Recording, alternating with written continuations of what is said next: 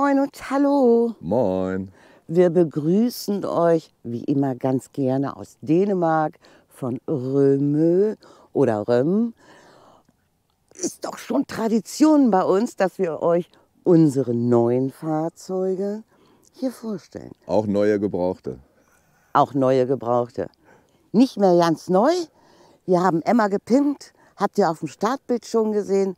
Wir fangen jetzt einfach gleich mal an. Jo, schon ein paar Worte vorweg. Wir haben hier einen Crossover uns gekauft, MLT 570 Crossover. Erstzulassung April 2021.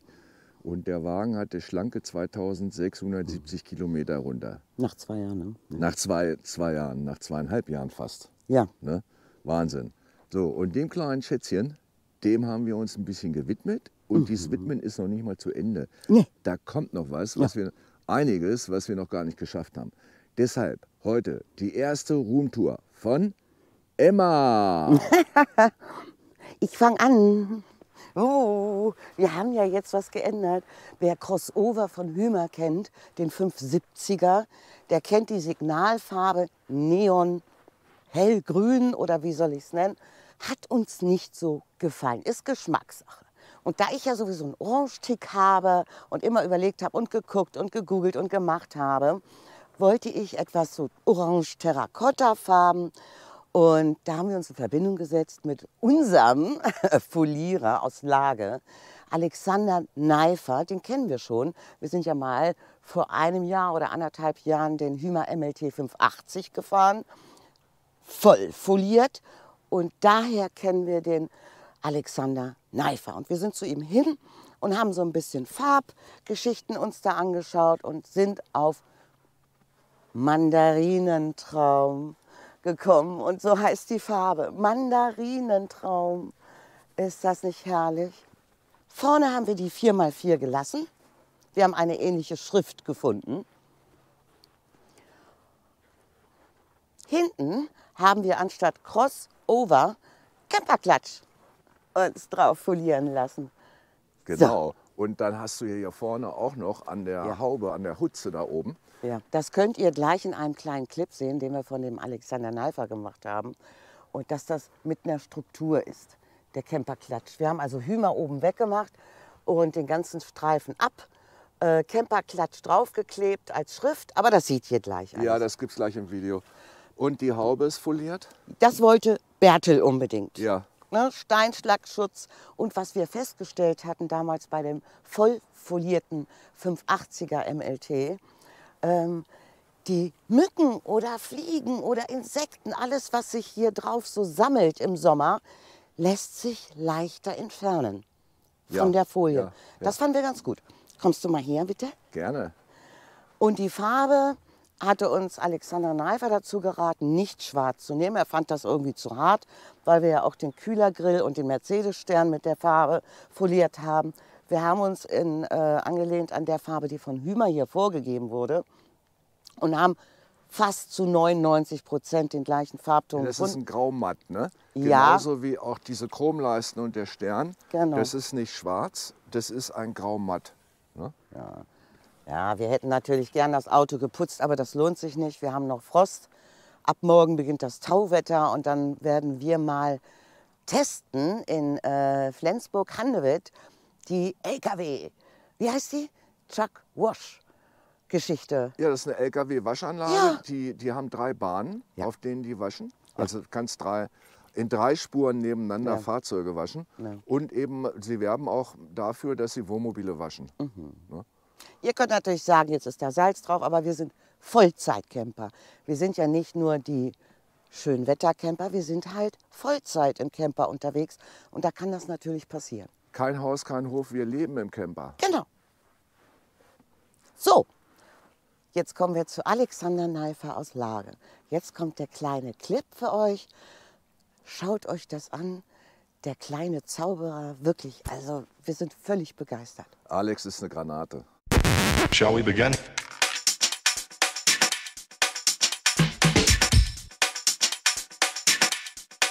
Let's begin now.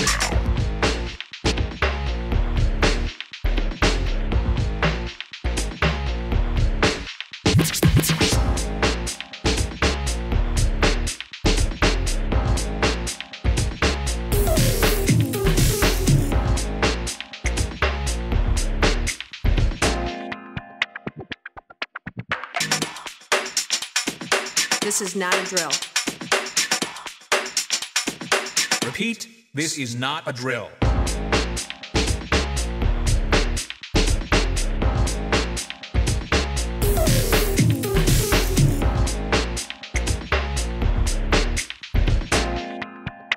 Is that all you got? Let's begin now.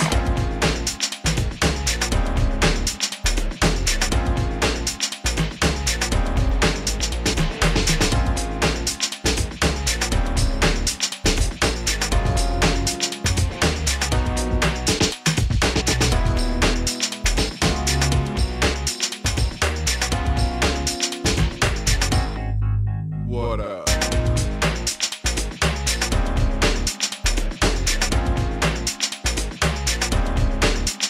Shall we begin?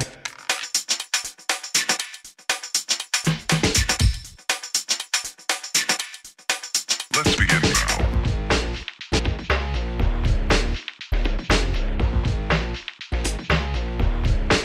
Let's begin now.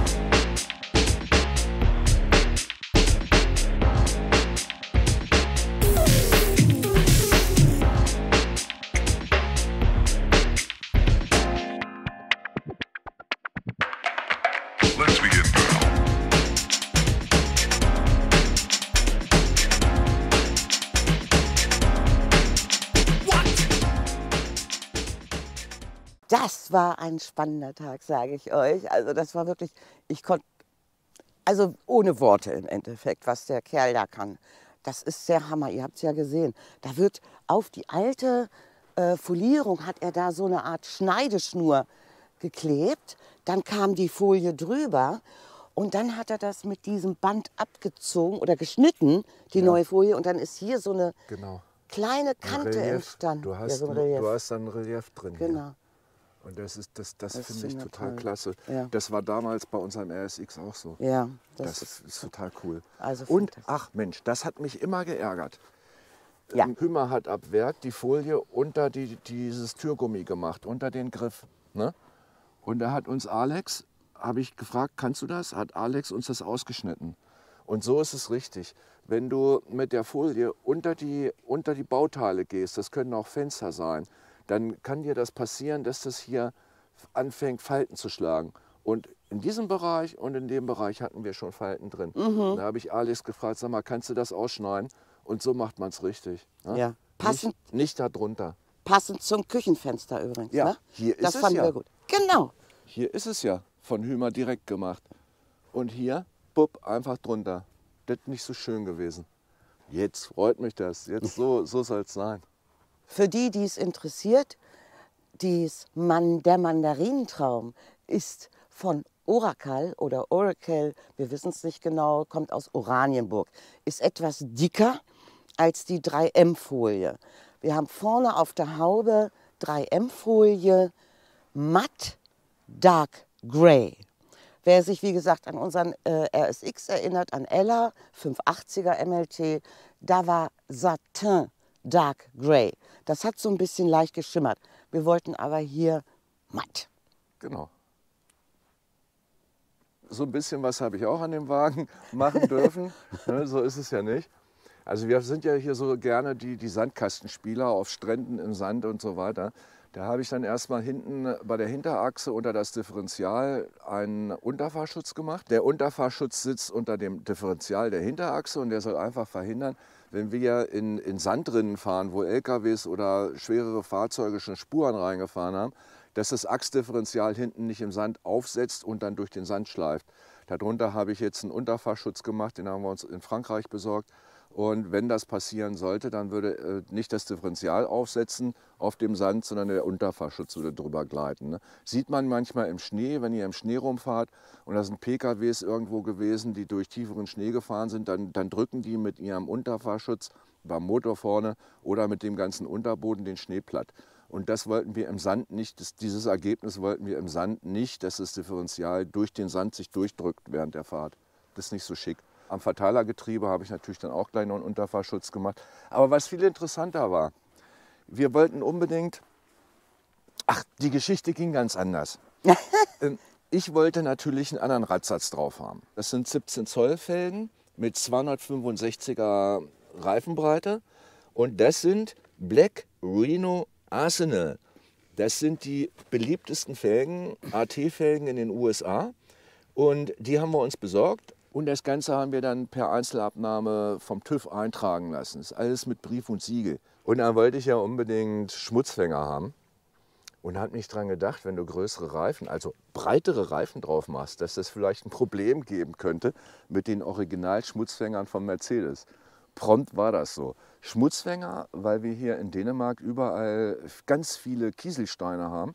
Und die AT-Reifen, die nehmen die gerne auf. Und beim Fahren schmeißen sie die dann nachher an den Wagen. Deshalb Schmutzfänger. So, die Schmutzfänger hatte ich. Dann habe ich die angebaut. Dann hattest du beim Einschlagen, ne, des Rades, hattest du nur noch gerade so einen Fingerbreit Platz. Wie kommst du denn aus der Nummer jetzt wieder raus? Ja, und dann habe ich gefunden im Internet, Mondo Mudguards heißen die. Und das sind diese Kunststoffteile hier. Das müsst ihr euch vorstellen wie so ein Winkel. Und dieser Winkel wird angebaut und die Schmutzfänger dann dran geschraubt. Und wenn du diese Winkel, die Originalen, abmachst und die dran machst, gewinnst du ungefähr so viel Luft, also Platz nach hinten. Dann vorher war es ungefähr bis hier mit Original Mercedes und nach dem Umbau hast du so 4-5 Zentimeter gewonnen. Ja, das klingt ja jetzt mächtig einfach, ne? Habe ich auch gedacht. Das haben wir im letzten Monat gemacht und da hat es geregnet und geschüttet in Hannover und wir wollten unbedingt weg. Und dann habe ich die Dinger da, die Teile abgebaut, die auch, ach, hier ein paar Bilder, schaut es euch an. Das war echt der Knaller. Aber jetzt hat es geklappt.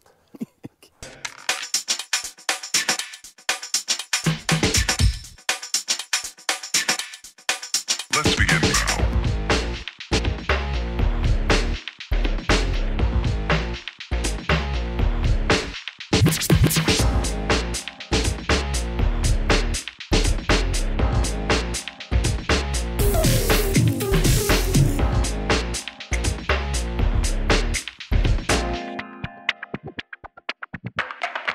Let's begin now.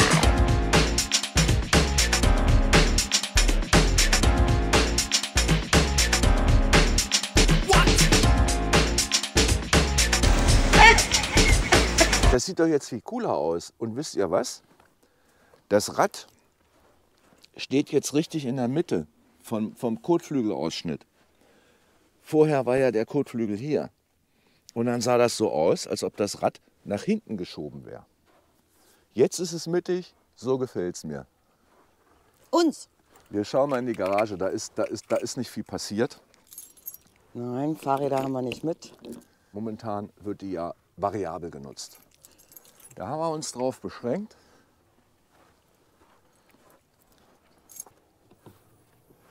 Das ist unser Konzept. Das sind Euroboxen, die hier drin stehen und die sind alle über die Zurschienen vergurtet. Ne? Die kannst du auch so jetzt nicht rausheben. Und was wir immer dabei haben, das sind unsere kleinen Klappstühle. Die fahren selbst im Winter mit. Variable Ausführung, alles Euroboxen, kannst reinschmeißen, passiert nichts, die sind festgebunden.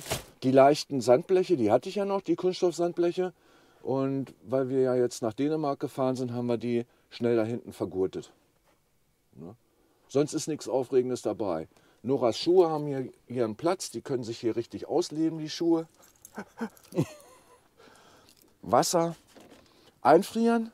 Wir hatten ja hier bis minus 8 Grad oder so, ne? Ja. Hier hinten ist nichts eingefroren. Also da ist ein Heizungsausströmer und der drückt auch richtig gut warme Luft rein.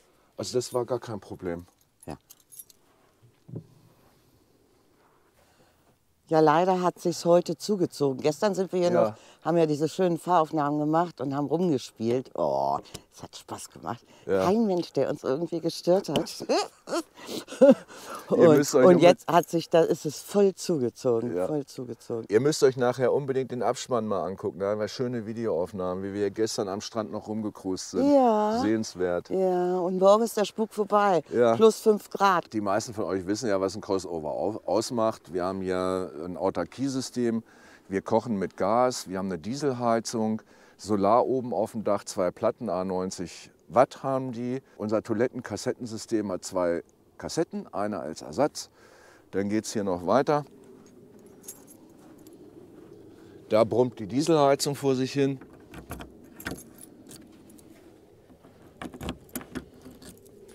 Was für uns wichtig ist, ist Strom. Den haben wir hier reichlich. Das ist das Hyma Smart Batteriesystem, 2 große Lithium drin und zusätzlich eine Gelbatterie ist es wohl und reichlich Ladegeräte. Wenn man hier mal reinguckt, was da an Ladegeräten verbaut ist, da rechts, dann haben wir Netzladegeräte, wir haben Ladebooster, während der Fahrt hier oben hängen dann noch Ladebooster. Also das Stromkonzept ist völlig genial und das haben die ja noch getoppt jetzt. Ne? Das ist ja noch das alte System. Beim Jetzt gibt es neuen. ja ein neues und dann hast du auch ein vernünftiges Anzeigesystem. Ja. Über die Füllstände. Das ist hier der Batterien, das ist hier nicht so, das ist eher suboptimal gelöst. Aber was ich cool finde, ist, dass eine Heizungsleitung reinläuft. Der Stauraum hier unten ist beheizt. Ne? Ist dir kalt? Oh, mir wird aber sowas von. Ich habe Handschuhe angezogen. Wir gehen rein, ne? Ich würde sagen, wir gehen Dann rein. machen wir nämlich drin weiter mit der Roomtour. Wir haben uns Hausschuhe extra besorgt. Ja,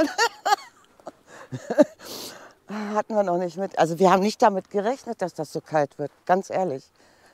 nee. Also vor allen Dingen für uns das erste Mal mit Schnee auf Röm. Das Einzige, was uns auf Röm noch fehlt, ist die Flugzeugübungs... Du meinst, Nee, wenn wie die heißen sie denn? Militärübung hier Militärübung. ist und die großen Ja, Transportflugzeuge hier das landen. haben wir bis jetzt immer verpasst. Ja, ja. Mann. Ja, kommt. Nächstes Jahr. So, die ziehe ich trotzdem gleich mal aus. Wir haben hier vorne gleich uns ein Handtuch hingesetzt. Auch wenn die Schuhe feucht sind, ne? Man legt sich hier vorne so ein Handtuch hin. Es bleibt immer an den Schuhen kleben, Ja. wenn es kalt ist. Nee, oh, jetzt nicht. Okay. Lass mich erst schnell Schuhe aus. Und ich werde mir eine andere Mütze und die Haare jetzt. Die werden gleich wie Struwwelpeter hoch elektrisch geladen abstehen. Ich setze mir jetzt Käppi auf. So, du kannst. Jo, ich habe auch so kalte Hände. Shit. Ich habe Handschuhe an. Hausschuhe. Kaffee. Kaffee anstellen. Was war das? Es ist herrlich. Heizung läuft. Kurze Anmerkung zu den Felgen, zu den Black Rhino Arsenal. Ich kann das ja mit der Technik einfach nicht lassen. Ich kann ja meine Klappe nicht halten. Die Originalfelgen von Mercedes-Benz, die Stahlfelgen, die haben eine andere Einpresstiefe, die stehen weiter drin, die gehen mehr in das Fahrzeug rein. Die Black Rhino Arsenal Alufelgen, die stehen weiter draußen, weil die eine andere Einpresstiefe haben. Ja, je größer die Einpresstiefe, die Zahl ist, desto weiter steht die Felge drin. Je kleiner die Einpresstiefenzahl ist, desto weiter gehen die Felgen raus. Und wir haben jetzt nicht nur 265er Reifen, die eine breitere Auflage bringen, sondern die Felgen stehen auch insgesamt, das ganze Rad steht weiter aus dem Fahrzeug raus, sodass wir die Spur dadurch verbreitern konnten. Wir haben also rechts und links ungefähr einen Zuwachs von 2 cm, dass die Felgen nach außen gehen, die Kante der Reifen weiter nach draußen gewandert ist. Und das bringt dir in der Spurweite nochmal so ungefähr 4 cm beim Fahrzeug, was natürlich die Wankneigung des Sprinter nochmal verbessert. Der ist ja dafür bekannt, dass er ein bisschen wackelig ist. Ne? Das ist ja sehr auf Komfort gebaut, das Fahrzeug. Zusätzlich haben wir eine Goldschmidt Zusatzluftfeder an der Hinterachse verbaut. Das ist dem Komfort geschuldet, weil der Wagen durch die Zusatzluftfeder komfortabler abfedert als zum Beispiel das Modell, was wir beim CS gemacht haben, beim Sprinter. Die zusätzliche Blattfeder, die hat ja beim Sprinter Kastenwagen seinerzeit, den wir gefahren sind, das Fahrwerk hinten härter gemacht. Und das wollten wir bei einem teilintegrierten Kabinenaufbau vermeiden. Wir haben ja jetzt eine höhere Traglast bei den Felgen. Dadurch haben wir die Möglichkeit, die Hinterachse aufzulasten. Das wiederum, so wie wir es immer gemacht haben, geht nur mit einer Zusatzluftfeder. Und deshalb haben wir uns bei diesem Umbau für eine Zusatzluftfeder entschieden und nicht eine Fahrwerkshöherlegung mit Spacern oder mit einer zusätzlichen Blattfeder oder. Deshalb der Weg über die Goldschmidt Zusatzluftfeder, falls euch das interessiert. Käffchen ist gleich fertig. Ja, da habe ich die Zeit so ein bisschen nutzen können, Nora, ne, während der Kaffee kocht, Ja, noch ein genau. bisschen über Technik zu erzählen. Ja, dann haben wir was ganz Wesentliches. Genau. Der Vorhang, und der hat sich bewährt. Da gibt es ein extra Video von, aber ich wiederhole es nochmal. Wir wollten halt den Raum abtrennen, nach hinten zum Badezimmer. Wir haben ein Schwenkbad mit Schiebetür und dass man sich hier besser umziehen kann und mehr Platz hat hier hinten und es schaut keiner zu. In dem Video haben sich einige beschwert, der wäre so leicht durchscheinend. Das ist Absicht von uns. Wir möchten, auch wenn wir mal irgendwo stehen, du hast vorne auf, du stehst auch mal frei, dass man nach hinten auch vorne Umrisse erkennen kann, falls jemand vor dem Fahrzeug lang geht. Ja, ich möchte von hinten sehen können, was vorne an der vorne- Frontscheibe vorbeiläuft. Genau. Ne?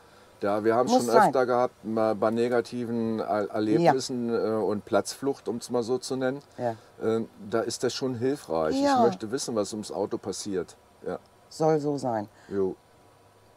Und du stehst morgens auf, hinten du lüftest, machst dir den Vorhang zu. Ja. Du hast hinten, es ist arschkalt im Moment und vorne hast du es kuschelig gemütlich. Ja. Also das hat sich schon total bewährt. Auf jeden Fall. Dritter Punkt, die Schiebetür ist sehr schwergängig, was ja auch gut ist, damit sie auf der Fahrt nicht aufgeht. Ja. Und wir benutzen sie halt überhaupt nicht mehr, wenn wir stehen. Genau. Ne? Dadurch, dass wir den Vorhang permanent hin und her schieben können, und sehr leicht geht mit diesen Rollen. Und hier habe ich ja den anderen Spiegel, wenn ich dran möchte. Alles gut. Und bis jetzt bleibt immer noch die Wäscheklammer.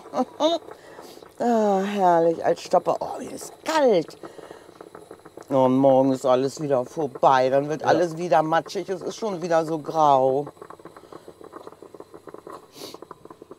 Nein, auch warum wir noch im Norden sind. Also wir wollten unbedingt einmal Schnee. Wann haben wir beide das letzte Mal Schnee gehabt? Und wir hatten noch nie Schnee auf Rümme. Ja, das habe ich, glaube ich, schon gesagt, Ja. aber macht nichts. Ja, das ist toll. Es ist alles zu. Wirklich, fast alles. Der Supermarkt hat auf und 2, 3 Boutiquen haben auf. Da haben wir auch gleich zugeschlagen. Hausschuhe, Pullover und der Schaut Fischladen. her, meine Schuhe. Alles dicht. Sogar die Römel-Bäckerie, also der Bäcker, Der Bäcker, hat zu. ja. Egal, wir sind nach Skerbeck, der ist auch gut. Fisch ist zu, Hotdogbude ist zu. Alles ist zu. Auch hier vorne direkt am Strand, da ist ja auch ein Lokal, ne? Das ist auch zu. Alles zu. Da ist nur eine Boutique.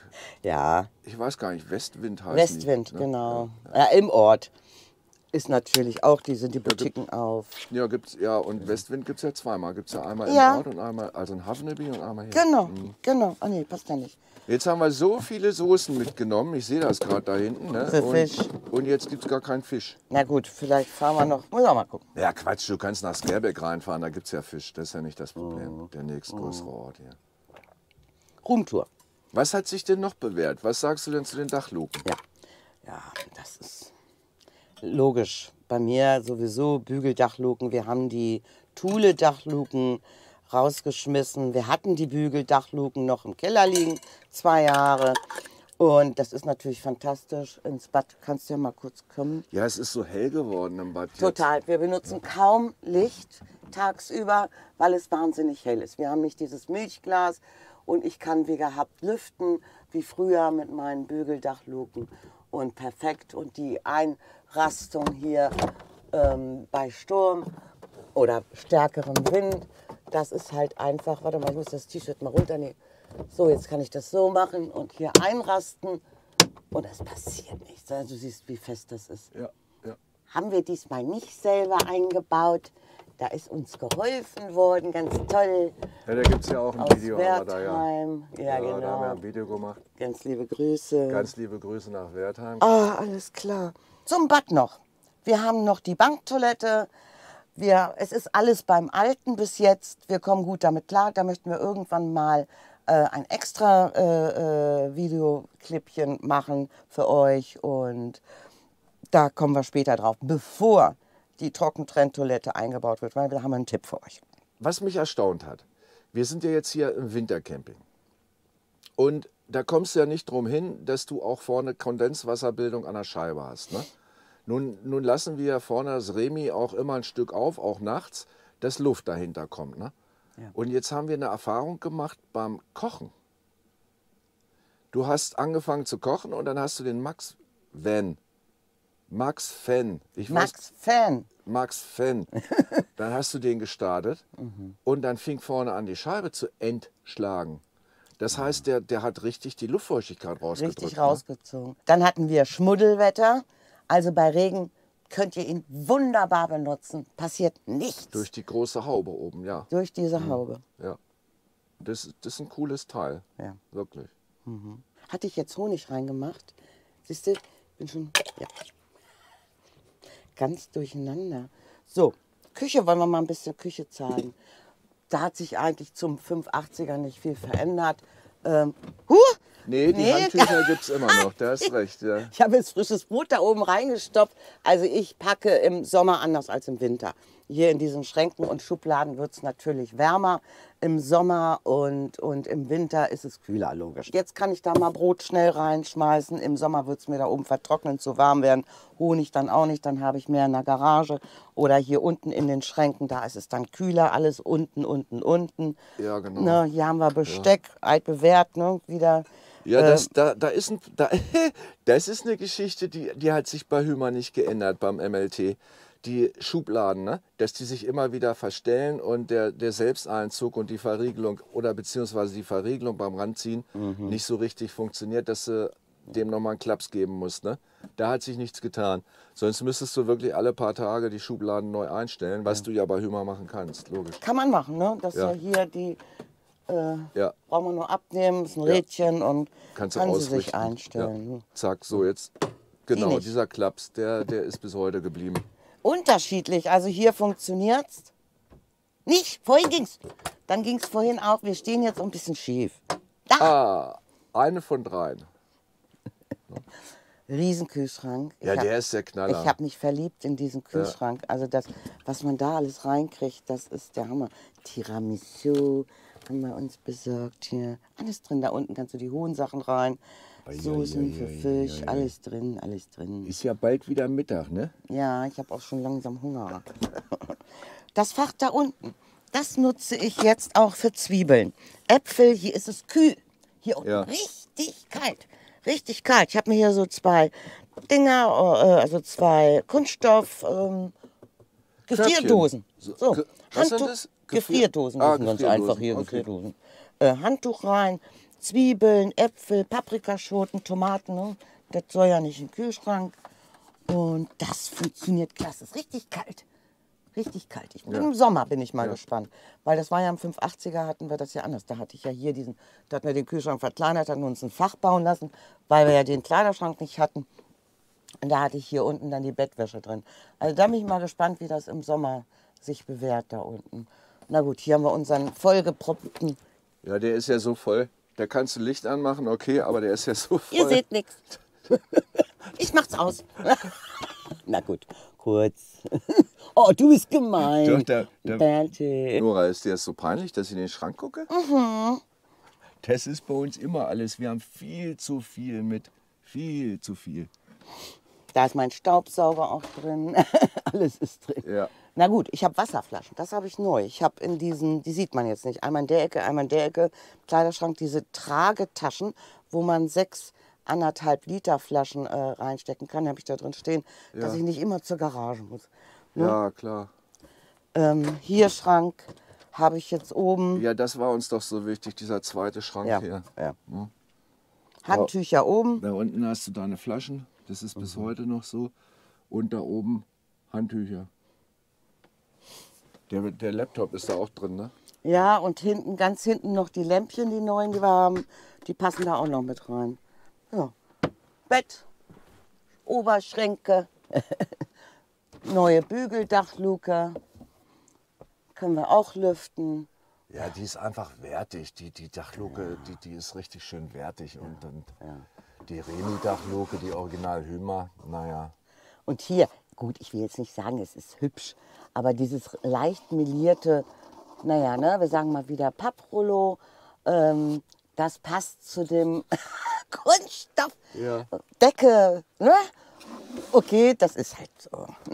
Gut, ist ja schon ein halber Oldtimer. Jetzt gibt es ja das neue Modell. Beim Hümer MLT 580 ist es ja schon da. Ja. Und da sieht dann auch die Decke anders aus. Ja. Für uns ist das hier eine richtige Kuschelbude. Ja. Und an die Beulen am Kopf, ne? Weil die Oberschränke so tief hängen, habe ich mich schon gewöhnt. Wir kommen mit klar. Ja, Man kennt es ja nun, ne? Dadurch, dass du den 580er hattest. Und wir kennen das alles. ja, ein Hümer ist ein Hümer. Und Hümer ist ein Hümer. Längsbetten. Wir hatten ja durch Rudi, durch die Stockbetten, also sind wir das. Jetzt genießen wir das natürlich mit den Längsbetten, ist klar. Vom Bett aus ferngucken. Jetzt abends im Winter. Ja gut, das haben wir auch gemacht, ne? 2 Fernseher gibt es bei uns. Ja. Wir streamen. Satzschüssel haben wir gar nicht drauf. Nö. Ne? Nö. Ja. Hattest du nicht was vom Kaffee erzählt? Der steht auf dem Tisch und vorne haben wir noch gar nicht gezeigt. Und dann trinken wir mal kurz einen Schluck. Ich trinke mal kurz und dann kannst du auch mal. Guck mal hier. Ne? Die kommen noch. Lametta. Früher war mehr Lametta. Die sind gut. Die sind gut. Die haben so ein. Das ist ein Silberdraht und dann sind das LEDs. Ja, und man kann sie so schön variieren und formen und hin und sie bleiben da, wo sie hin sollen. Ich wollte was zeigen und zwar vorne haben wir jetzt ganz anders genutzt, die Fläche unter der Panoramadachluke als früher. Ja, Wir ich stopfen nur wollte noch. doch auch mal einen Schluck Kaffee trinken. Ja, dann hier, trink Mensch. das mal einen Schluck Kaffee. Setz mich hin. Vielleicht kommt doch noch mal die Sonne.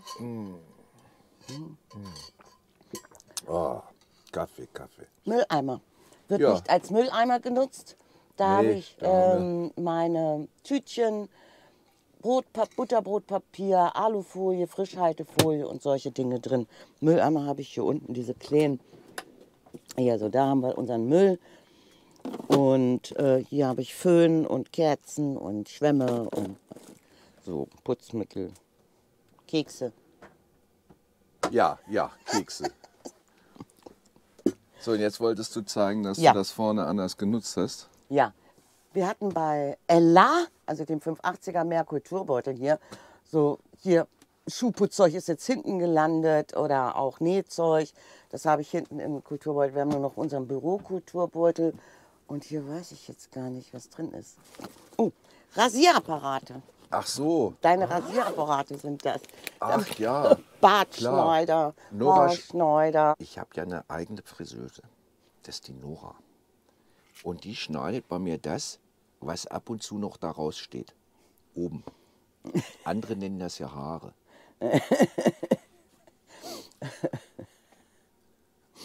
Ja, ab und zu machen wir das mal. Ne? Die sind also hier. Dann haben wir hier Mützen. Ja, aber ich wollte was anderes sagen. Genau. Ja. Für alle Hümer MLT-Fahrer, wir haben die Ecken noch nicht geöffnet, machen wir noch. Wir sind noch dabei. Ja. Wir machen es nämlich diesmal so, wie ihr es uns geraten habt letztes Jahr, als wir unheimlich oft unser Wohnmobil getauscht haben. Oder auch dieses Jahr hatten wir auch noch. Oder? Mhm. Was kommt denn da Wir jetzt? genießen mehr. Nicht alles auf einmal alles schnell machen. Das muss fertig sein. Trenntoilette rein. Das muss fertig. Das muss drauf. Das. Wir Ja. genießen. Wir lassen uns diesmal mehr Zeit. Genau. So. Decke, Mützen, Handschuhe, Jacke, wir wollen da jetzt hier, das geht gut und es dämmt jetzt im Winter hier so ein bisschen. Hier ist es nämlich ein das bisschen ist- kalt ja. in der Ecke und da stopfen wir jetzt so ein bisschen die Sachen rein. Also eine Schwachstelle gibt es hier aber auch. Und zwar ist die Schwachstelle die Schnittstelle zwischen dem Sprinter-Triebkopf und dem Aufbau. Hier. Und da hast du hier vorne einen Holm. Das ist ja Mercedes hier drin. Und dieser Holm ist ja nichts anderes, das kann man sich ja vorstellen wie ein Rohr. Ein offener Baukörper aus Ja. Metall. Und da kommt es dir aber richtig frische rein.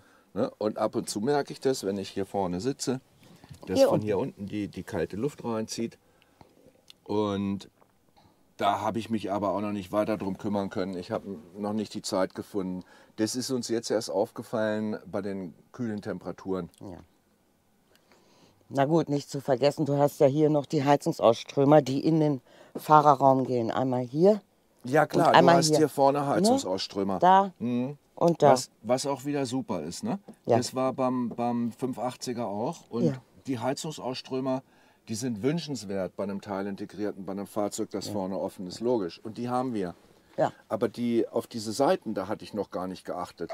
Das ist mir jetzt erst Das aufgefallen, ist weil uns- die Luft da vorne, die geht ja in die Mitte und nach vorne ins Fahrerhaus, aber nicht an die Seite. Und das ist mir jetzt erst aufgefallen. Obwohl die Warmluftführung, ne? So ganz stimmt das nicht, was ich sage, weil die Warmluftführung, die kommt hier, von unten kommt die hier hoch und, geht, ja. geht dann einmal um den Sitz herum Genau. bis nach vorne. Nur Ja, die Außenwand, Geschichte. dafür reicht es halt nicht, ne? Ja, mal gucken. Mal schauen. Silvester wissen wir noch gar nicht, was wir machen. Nee. Also dieses Jahr ein bisschen Weihnachten und Familie, das möchten wir unbedingt. Und dann Deine Familie. Ja, ja. Und dann auf die CMT. Ja. Am 13. fängt die, glaube ich, an, Januar. Und danach wissen wir noch nicht. Ja.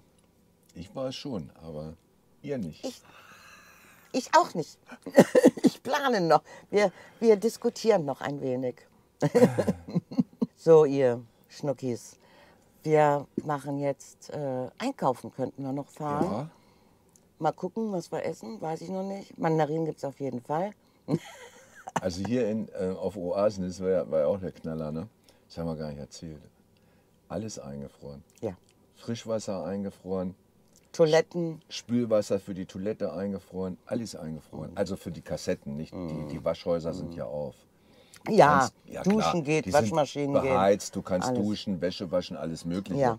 Aber die Infrastruktur für die Wohnmobile, alles eingefroren. Das ist morgen vorbei. Das ist morgen vorbei. Hast du recht, Das geht ja schnell, ja. Ja, die haben es hier nicht so mit Schnee und Kälte.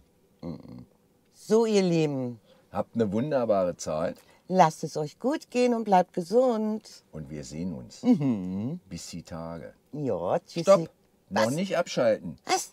Da kommt noch was. Wir heizen hier nochmal für euch richtig schön über den Strand und zeigen euch mal Römel-Lakolk-Strand bei Schnee. Ja. So, jetzt aber. Bis die Tage. Tschüssikowski. Tschüss. Tschüss. Shall we begin?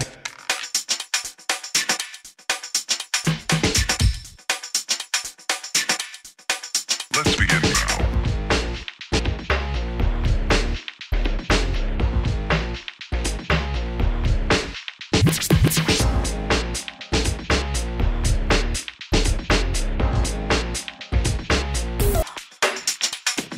This is not a drill. Repeat, this is not a drill.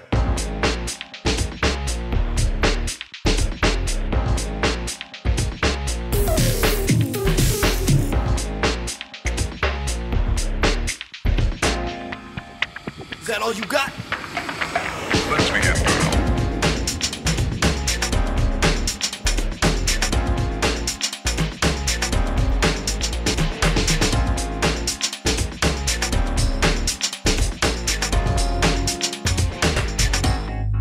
What up?